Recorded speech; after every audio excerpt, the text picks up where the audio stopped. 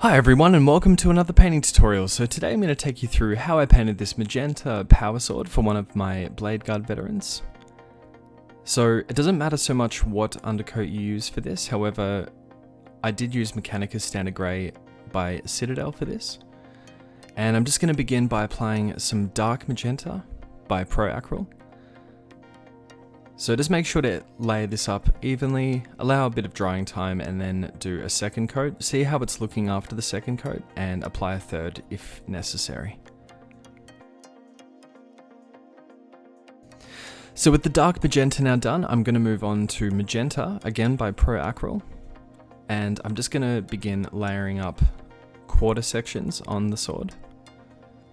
So as you can see, just where the light would be hitting at the top of the sword there, so I've chosen to do it on the right hand side, and then just moving left and then right, and I decided just to do 4 quarters for this.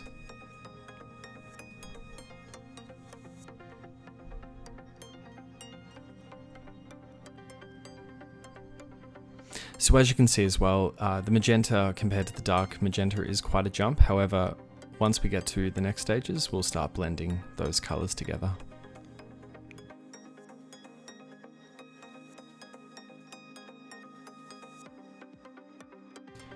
And as you can see as well, each layer, it dries fairly quickly, so I'm just going to move straight on and begin layering up that magenta even further.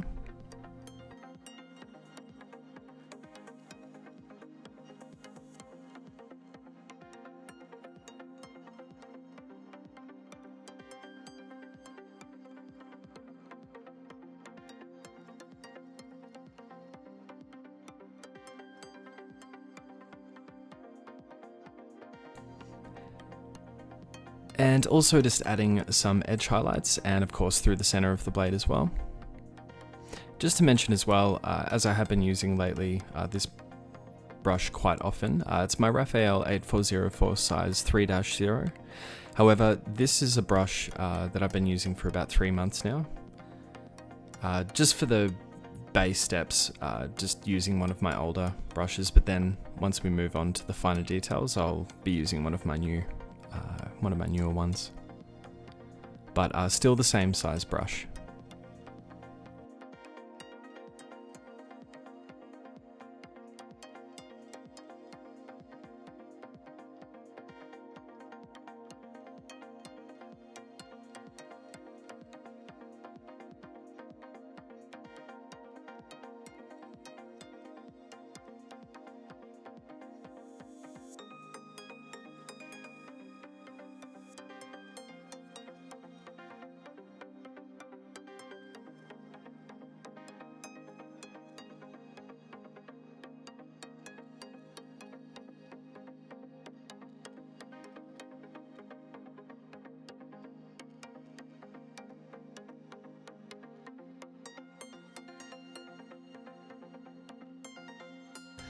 So now just using a mix of dark magenta and magenta, 50-50 mix for this, I'm just going to begin blending the two parts from the darker tone to the lighter tone together.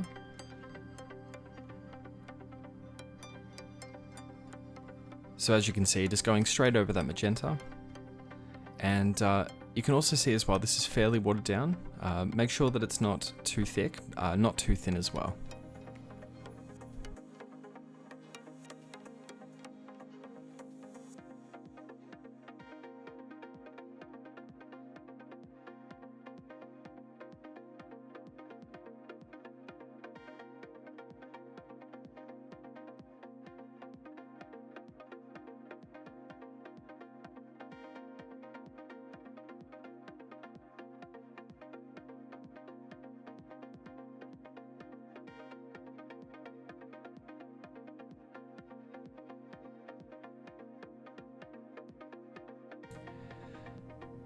Now it's really important with this step just to make sure that you're as patient as you can be and just really gradually build up those blends.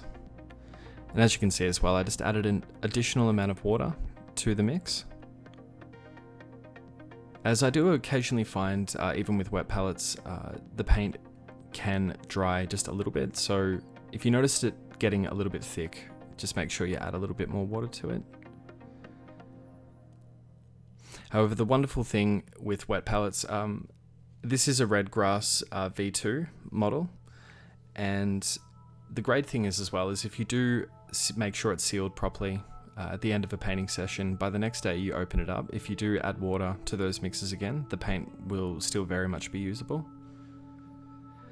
If, however, you find the paint has gone a little bit clumpy, I'd recommend making a new pool of paint.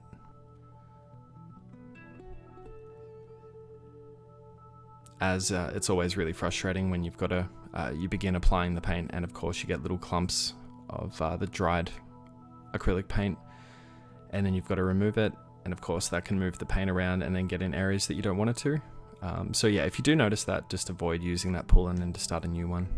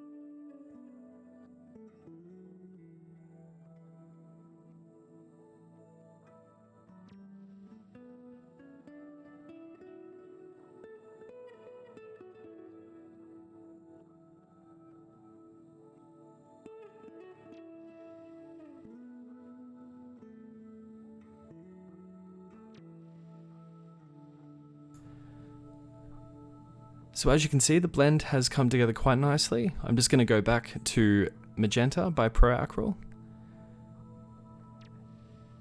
and essentially just focusing through just the center there.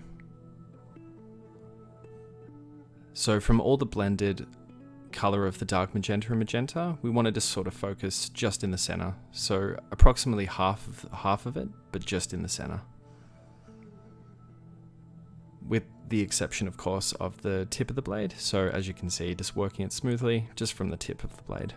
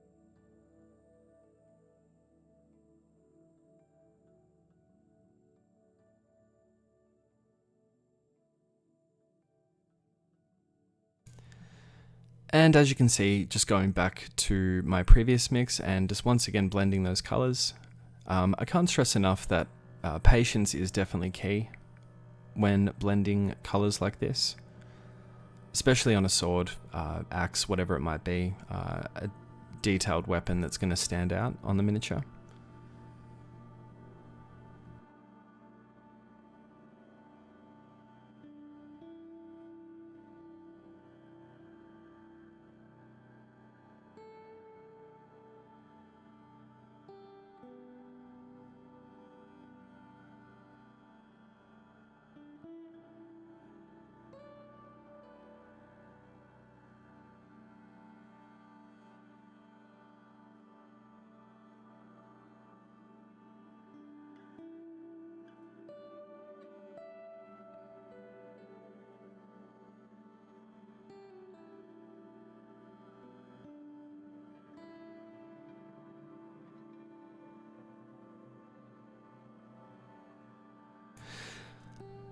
And I decided I wanted to further darken the recesses of the magenta, so with a 50-50 mix of dark magenta and ABADDON black, however any black acrylic paint will do just fine.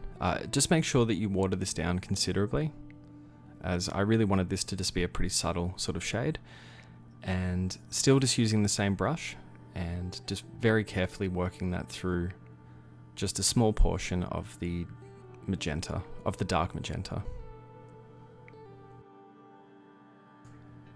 And depending on how dark you want it to go, you can layer this quite a few times.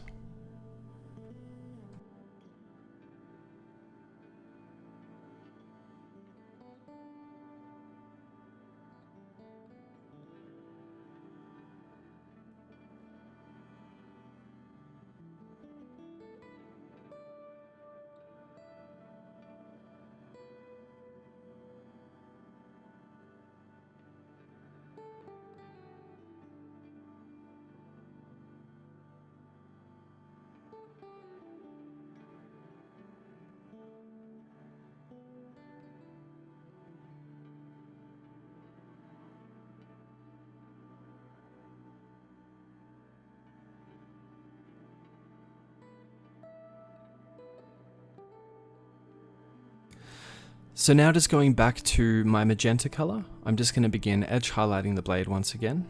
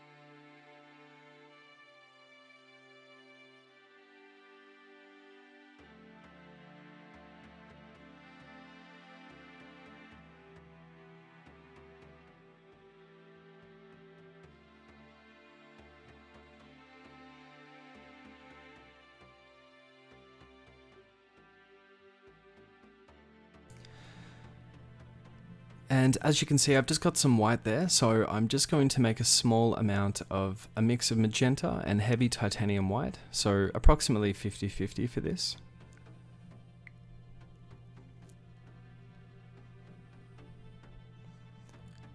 And just add a little bit of water to that as well. And I'm just going to do some further edge highlighting.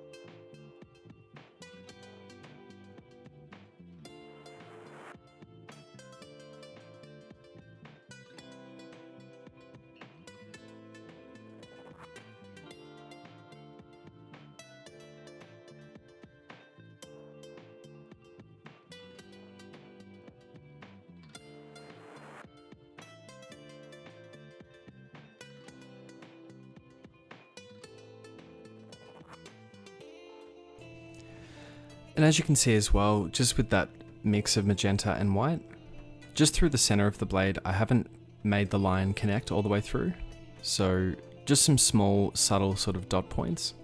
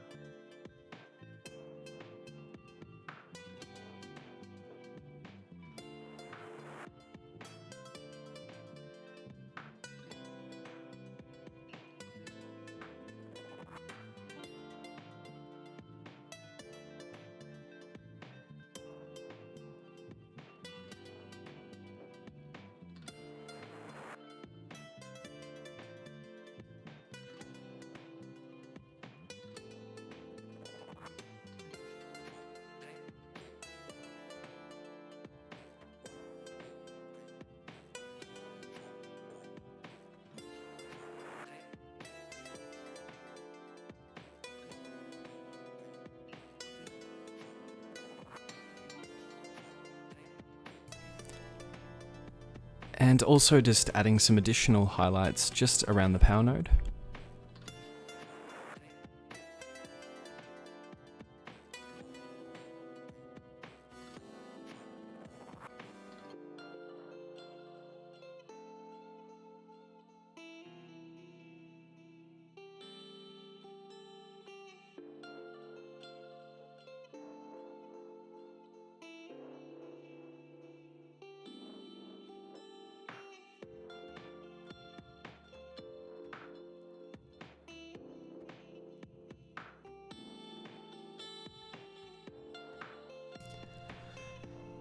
And just as a final touch, just using some heavy titanium white and titanium white and some water. So this is both Pro ACRYL and LIQUITEX. Now the reason I wanted to mix some of this LIQUITEX titanium white ink with the heavy titanium white by Pro ACRYL is just to effectively dilute it without changing the properties of the paint.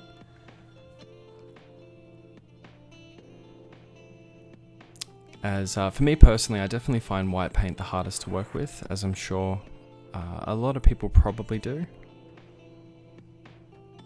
But just over time, with a bit of practice, trying out different products, I've found that a really smooth white can be achieved fairly easily. You just need the right products, and I really do recommend heavy titanium white by Pro ACRYL, and also the LIQUITEX titanium white. Both really useful.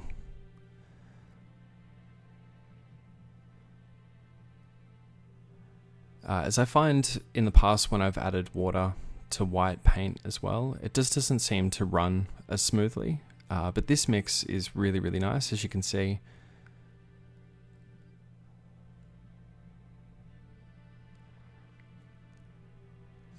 So just be extra patient with this step and only use the very tip of your brush, as you can see, as it'll be quite difficult to go back and correct these details as opposed to just getting it right the first time.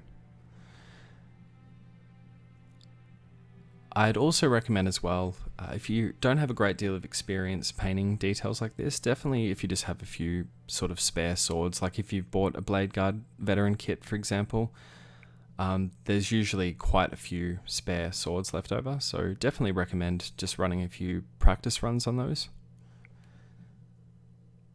I've certainly done that before as well, just with spare weapons in general or spare models. It's just sort of a really good, sort of guilt-free way of getting that practice in. And if something goes wrong, you don't have to run the idea of sort of stripping the paint off the entire model. You can just set it aside. Even just over the past couple of days, actually, for example, I was working on a sort of grimdark Iron Warriors scheme, and it definitely didn't go too well by the end of it, but it's fine, because again, it was just a spare tactical marine that I had on the side, so definitely not too worried about it. But it's given me better insight into how better to approach it next time.